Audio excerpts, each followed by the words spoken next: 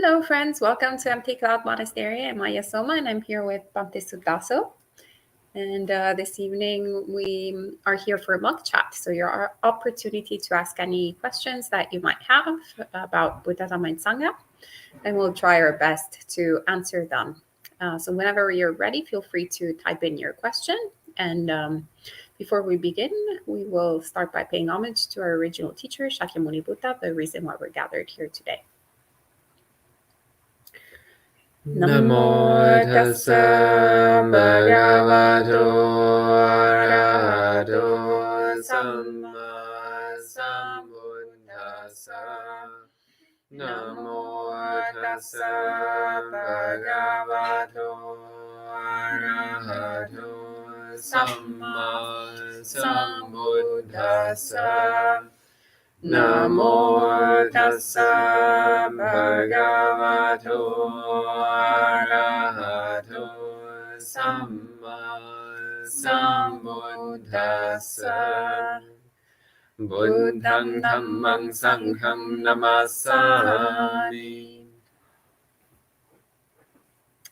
And we've also been joined by Teddy the cat, which is why you saw it as a point, that tail popping up. The black tail, that is Teddy, our monastic cat. So welcome to some friends. Hello to Lydia, Louisa, Sleep Talk, Norma, Julie, Kim, Sud. Welcome to everyone that's checking in and to those who haven't just quite yet.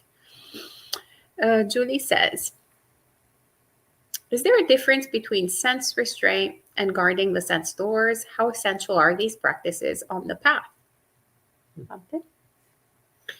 And there's not a big difference between the two.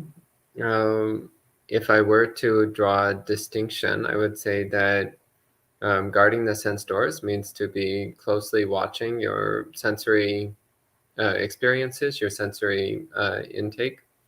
Whereas sense restraint is to prevent the mind from fixating on or obsessing about any particular sensory experience. So the two are more or less inseparable. But there's a slight distinction between the two. As for how essential are they on the path, they are absolutely essential. If you want to make progress on the path, then we need to understand where desire and aversion take root in the mind.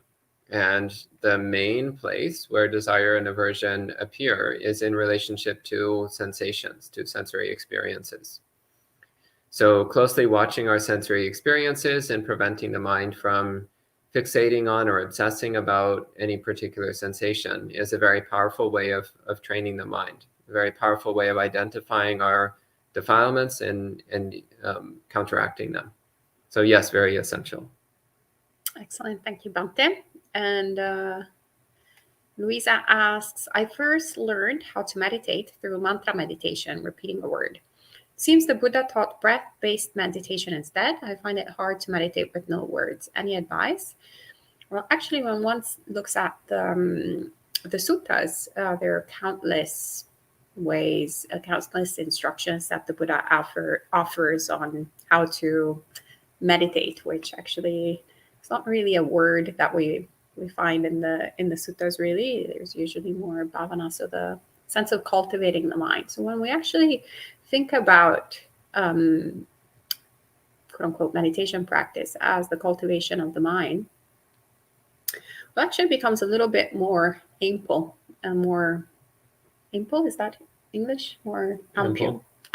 More ample than just anapanasati, or just even what we might think, even just mantra meditation. But it's rather how can we cultivate the wholesome qualities of the mind, and how can we remove the unwholesome qualities of the mind. And so there's lots of different instructions, which then we can call sort of meditation techniques, but they're not really as detailed as the so-called methods, meditation methods that we have these days. Rather, what we see is that the Buddha gives us like general directions on how, once again, to cultivate the mind through, for example, the mindfulness of breathing. So looking at the looking at the breath, the process of breathing, something that we're doing constantly. So actually bringing it at the forefront of our experience. But then there's lots of different ways through which one can contemplate the body, right? So mindfulness of the body in general, which also includes mindfulness of breathing. There's also other ways which we cultivate the mind by actively paying attention to the unattractive aspects of the body, right? So a subha meditation, instead of fixating as we normally do with everything that is pretty about the body, both our body and other people's bodies, because we actually do it with ourselves as well. That's why we get so like shocked when, maybe we get a white hair or maybe a wrinkle or whatnot. It's because we actually fixate on how beautiful our body is. Otherwise, we wouldn't be shocked about it. Or when we have a disease or something breaks and we're like, oh, wow, that's gross. Right? But actually, that's the nature of the body. So if we cultivate the mind the heart, so that it fully understands what we're talking about, then there's no suffering there. And then there's cultivating the mind in embracing and understanding, of course, old age, sickness, and death, and so forth. There's countless ways through which we can cultivate the mind. And mantra meditation, I would say, is a way through which we can learn on how to quiet the mind a little bit. So if you're seeing that you're getting really good results with mantra meditation, so with repeating one word over and over again, then keep doing that. Definitely, the very beginning, it's very essential to do whatever works, actually also afterwards. But once you feel that, maybe at a certain point, I feel like one will possibly outgrow the mantra meditation and one can drop that and maybe have a quieter mind, so one can open up to the other teachings of the Buddha, the other instructions of the cultivation of the mind. I don't know if Bhante, you have any other Yeah, thoughts? it's quite good. Yeah. And hello to Casey, Yankiapo, Karuna, and Sleep Doc asks, are there any recommended publications of commentaries on the Majjhima Nikaya? I can't think of any off the top of my head.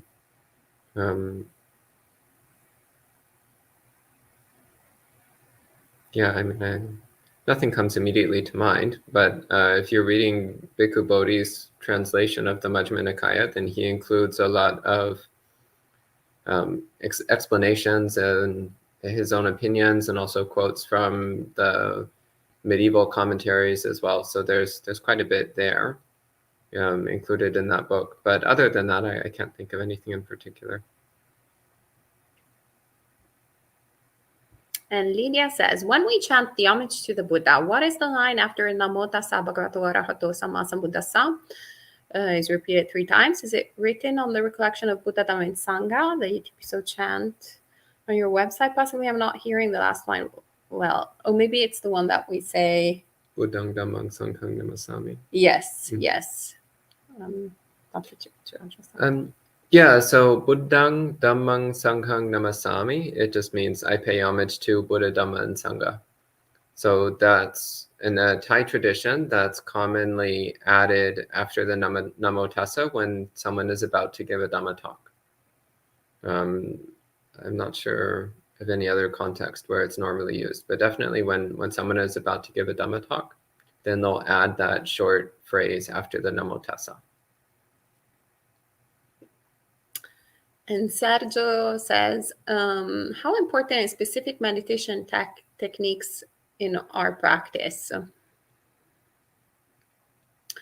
I would say that it's very important to learn as much as possible meditation techniques. At least has been very, very important, very useful for me to learn from many different teachers the way that they practice meditation, the techniques that they were trained in, and really embrace fully that method, so to speak, for a period of time, which can be like a retreat session, or it can be a longer period of time to actually experiment with it. And then after taking that knowledge, that understanding, that experience, then matching it up with the instructions of the Buddha that we have from the suttas.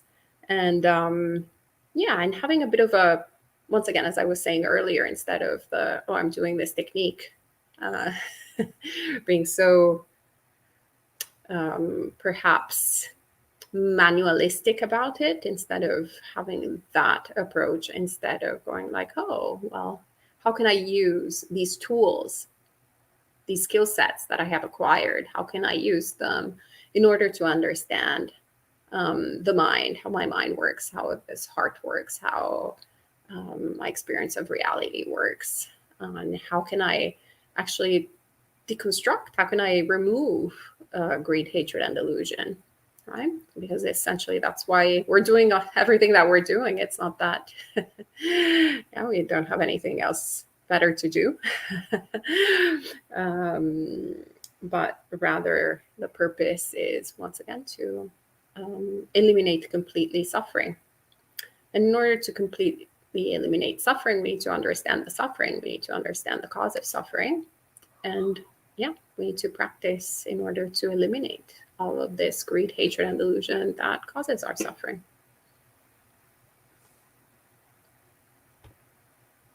And Julie says, in the Dhammapada, there is mention of lay disciples. What is meant by this? I have only heard of lay Buddhists and monks. Thank you. It's probably the word upasaka, which is, elsewhere you might say translated as simply as lay Buddhist or lay person. So lay disciple would just be another way of translating that word. So we sometimes say that the Buddhist community is composed of 4 groups of people. So bhikkhus, bhikkhunis, upasikas, upasikas. So male monks, female monks, male lay people, female lay people. So then lay disciples would refer to the laymen and lay women, Buddhist laymen, Buddhist lay women. Great, thank you, Bhante. And Casey says, Panya-based approaches for Vibhavatanha. How to skillfully nudge the mind towards right view when it has overshot and become too hopeless about samsara, in a way unproductive to practice. Well, for me, it has been really great to embrace the teachings on rebirth. Because actually when one has Vibhavatanha, it's like, oh, wow, this is really... And the people who really have a great time with, actually, it's great for everybody to really embrace rebirth, because if you really love existence, you're really digging it. Actually, I was thinking about it with my mom. My mom is like had, not now because she's 80, but in the past, she really loved living. She really loved life. It was great. Really good health. She kind of had some really good conditions, and then, well, old age, sickness, and now death is coming soon, right? So now it's actually really dreadful for her, because she doesn't have a spiritual practice. She doesn't believe in the afterlife. She's a bit atheist, so she's quite terrified by death, quite terrified by all of it. So it's actually, I was thinking, oh, it would be really good. When I spoke to her about rebirth, actually, she was like, that's kind of nice. Like, not bad, huh? Yeah, Mom, be intentional about your rebirth. And so we can sometimes think that actually it can be, rebirth is only good for those people, the ones that want to keep living. But actually, even for the ones, I had, the opposite conditioning of my mom. So I wasn't particularly, I was very much aware of the drawbacks of existence way before Buddhism. And actually understanding that there was not going to be an end to this after the end of this body.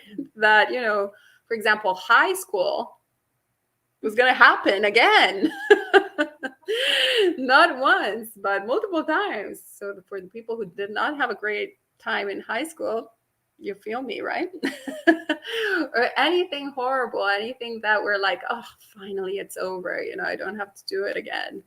Actually, they'll do it again and again and again and again and again without discoverable beginning. Oh my goodness. And most of the time without the Dhamma. And so, actually, this time around, for most of my life, I didn't have the Dhamma. So, I actually remember how horrible that was. Oh my goodness. So, the understanding of that, putting this at the forefront of our contemplation and understanding the implication, we're like, whoa, let me get out of this endless cycle of birth and death. Let me really put effort in practicing the teachings of the Buddha. Now that I have them available, now that I still have some strength, now that I still can understand them, this is wonderful. So actually, you have a healthy way of approaching the state of existence, because we're like, oh, okay, this is good, this is great, like I have a really great opportunity right now, instead of going like, oh wow, like everything sucks in samsara, so let me create more conditions to repeat this over and over again. That's silly, right? That's very silly to keep doing that. So we should actually use these conditions for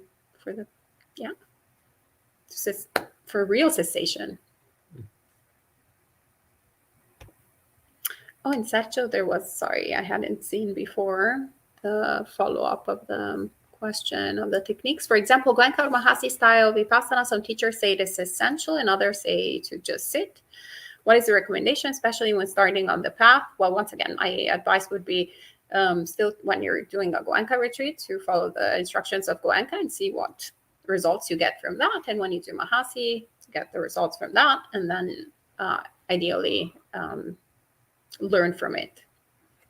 And Bhante, do you have any suggestions? Well, I would just add that just sit is actually a meditation technique.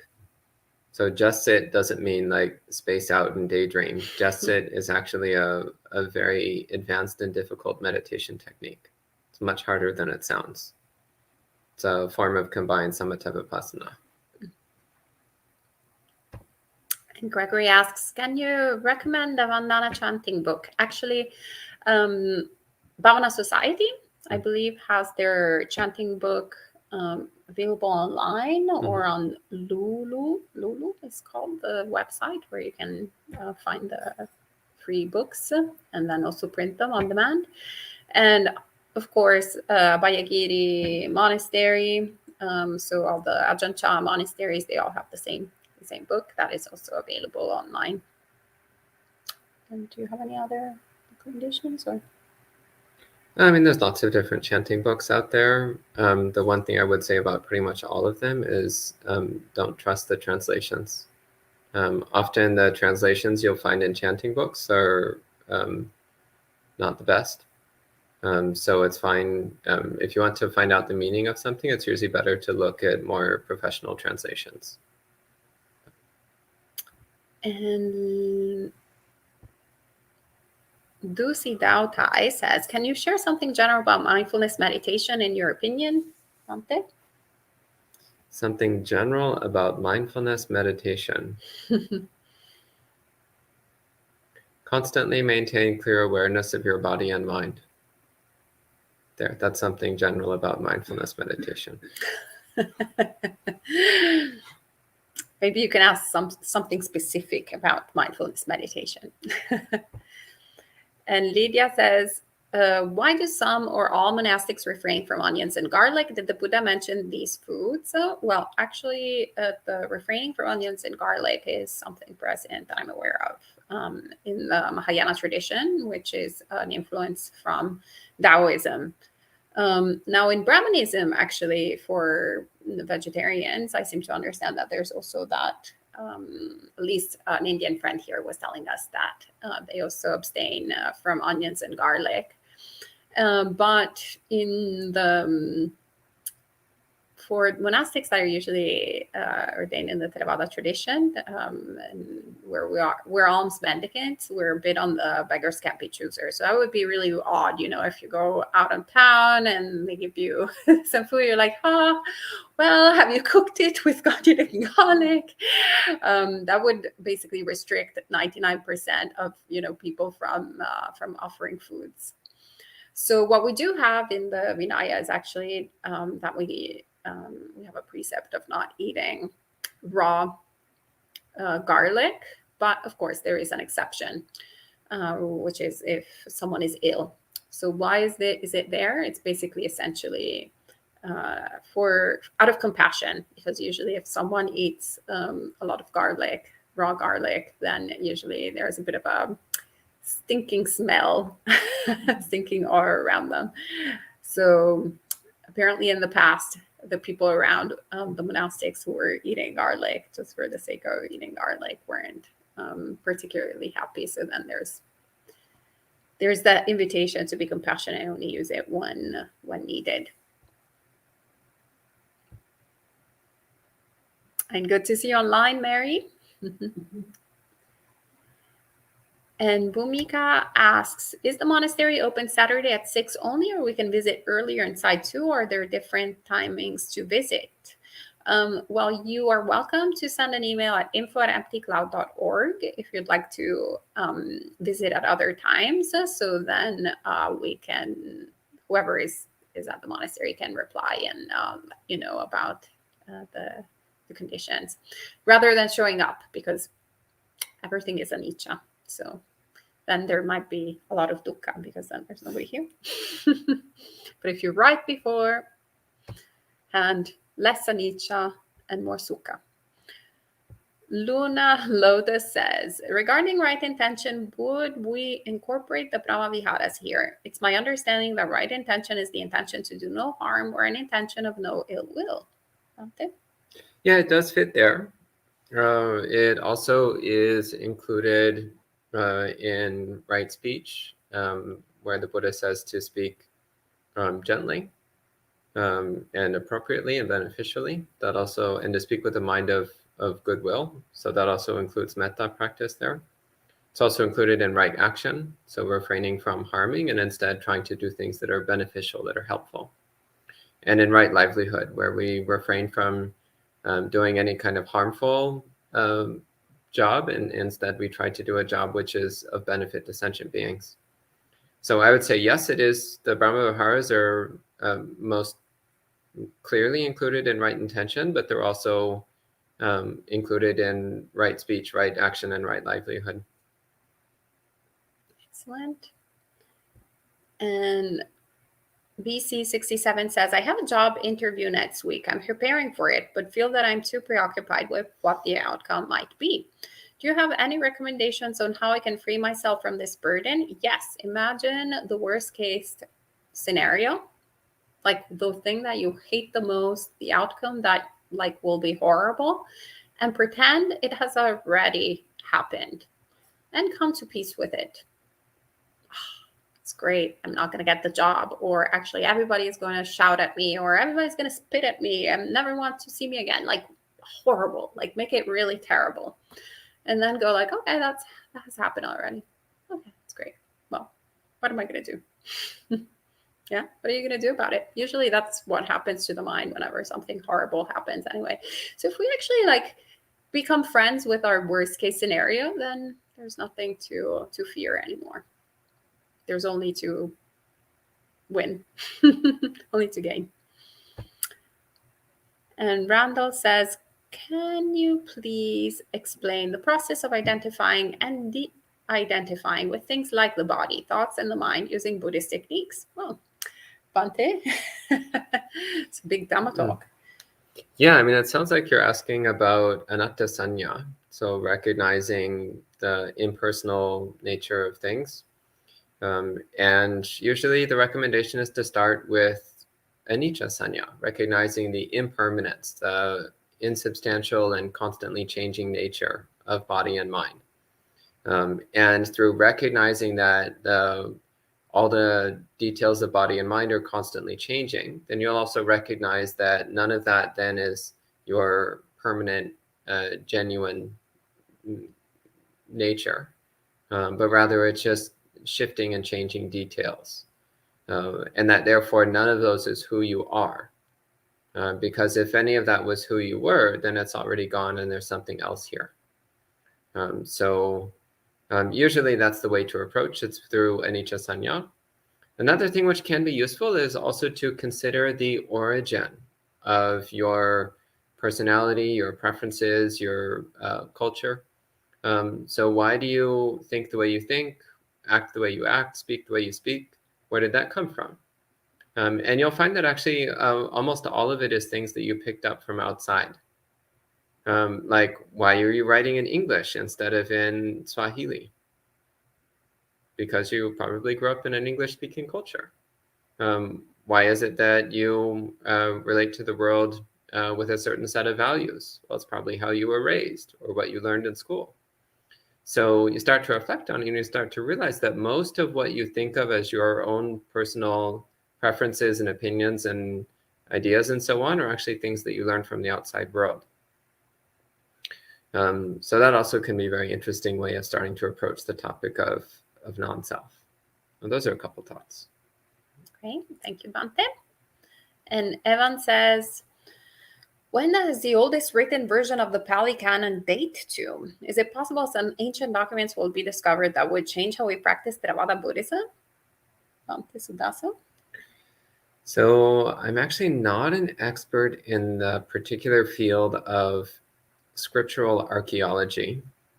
I know that there are stone inscriptions of Gandhari Dhammapada, which date back to about the 1st century BC, so about 2100 years ago, which is apparently extremely close to the Dhammapada that we have these days. So apparently that didn't change very much.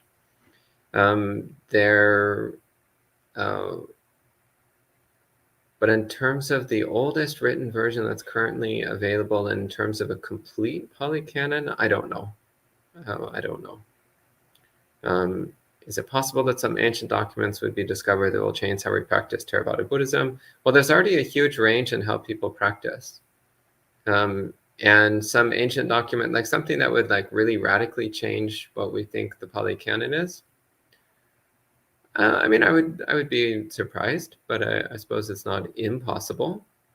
They might find an old manuscript that's significantly different from something we have these days, but I would be surprised.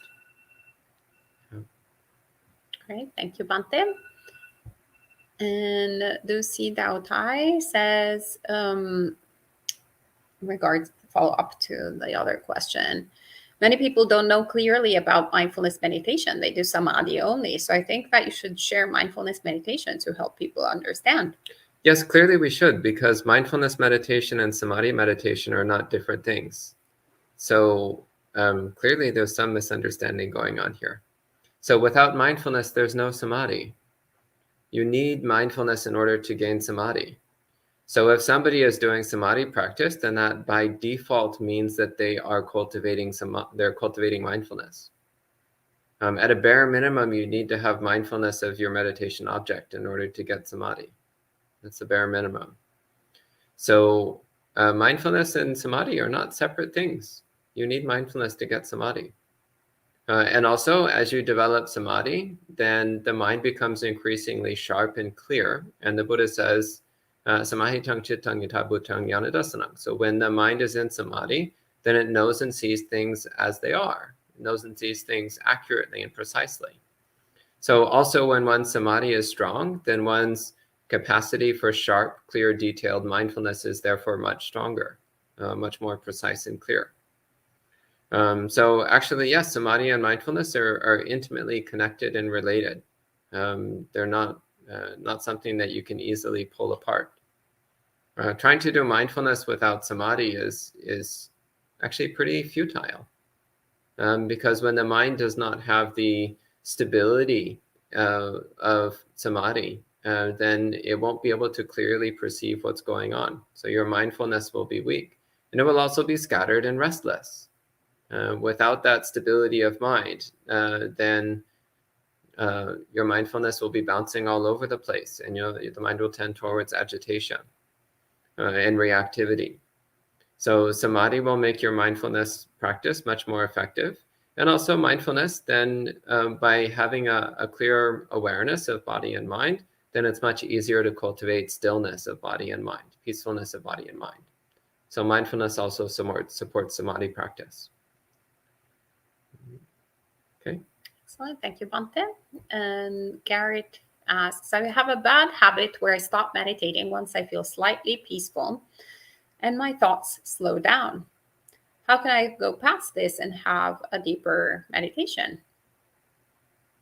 So set a timer at the beginning of your meditation, set a timer, and don't get up until the timer goes off. Don't just get up whenever you feel like it. Like you sit and you're like, okay, done. No, wait until the timer goes off and gradually increase the amount of time. Maybe every day add 1 minute. So maybe today you sit for 10 minutes, tomorrow 11 minutes, the next day 12 minutes, and so on. And gradually over time, keep extending it. And in this way, you'll have a deeper meditation. Also very useful is making the resolution, don't move at all. Don't move your body even a fraction of an inch for the whole meditation. Keep your body 100% completely still the entire time. That also helps tremendously. Okay. Great, thank you. And Casey says, as a follow-up, suggestions for dealing with fear and despair that arises when considering the likelihood of myself, loved ones, and everyone I meet falling into terrible rebirths, worse realms. You've already been there. Oh, no, I understand. Yeah. You've already been there. So you and all your loved ones, you've already been to the most awful places in samsara. You've already lived through countless eons in the hell realms. You've already been there. And yeah, there's admittedly a quite real chance that you and some of your loved ones might wind up in hell realms again. Yep, good chance of it. No. Unless you actually, I mean, that's true, but unless you make merit. That's why we see the Buddha says, do not be afraid of merit. So making good actions all the time, over and over and over again. Do not be afraid of merit. He also says that to the monastics, like us monastics as well, in robes. Do not be afraid of merit. Merit is a synonym of happiness, of everything that is like that creates comfort, that is pleasing, that is, yeah, it's good. So we can't control what we've done in the past, but we definitely can control what we're doing right now. So make merit. Don't worry about what you've done in the past, but worry about what you're doing right now. Actually, don't worry, just do it. Literally. And then you'll be all right. And then on top of that, you can also share the merit with all your loved ones. It's great. You can do that, the multiplication of merit. It's fantastic. Sadhu. And then you can recollect it. That's also great. Another breath. See, it's never ending. It's great before because you're planning it, and it's great during, it's great afterwards, and it's great even after, because then you're like, oh wow, I'm such a great person, look at all the good things that I've done, like you can, that's Chaganusati, like it's fantastic. Right, so the more good things you do, the more you can recollect, and that delights the mind. And then on top of that, you also reap really good results afterwards. So it's just very blissful, really great. Yeah. And all right. Looks like that's the last question online. Oh, Mika's very sweet message. Okay, so maybe that's enough. Oh, is there another question? Yes, Lydia says, do the monastics ever cook, or is it only alms? Bante? So depends often on which monastery you're talking about or which Buddhist tradition you're talking about. So of course, in the time of the Buddha, the tradition was to go for alms, and to rely only on what was donated and offered. But there was also a period of time which is recorded in the Vinaya. In the Vinaya, it mentions that there was a period of time where there was a famine and the monks were having a hard time getting enough food with alms rounds. So the Buddha gave permission for the monks to store food and cook their own food during that period of time. So then many monasteries have followed that allowance when in places where it's hard to survive on alms. They followed that allowance, and especially in Chinese Buddhism, that became standard. So the practice of going alms mostly disappeared, and the monks relied more on preparing and cooking their own food. So it's varied throughout the Buddhist world in different monasteries. Sometimes cooking happens, and again relying on this ancient allowance that the Buddha made. And in other monasteries, it's strictly on whatever's offered. So here at Empty Cloud, usually it's whatever people bring to offer at the monastery. So we have the good fortune of having many delightful lay people who love to bring food to share with the monks and offer to the monastery. So, and then when we're outside the monastery, when we're in wandering, then again, it's quite easy to go alms. There's generous people everywhere who are happy to offer food. So yeah, here usually it's whatever alms food is brought and offered. Yep. And now it actually is the last question. Okay, so. Unless there's any questions here. All right, so maybe that's all for this evening. So we can end with 3 sadhus. Sadhu, sadhu, sadhu.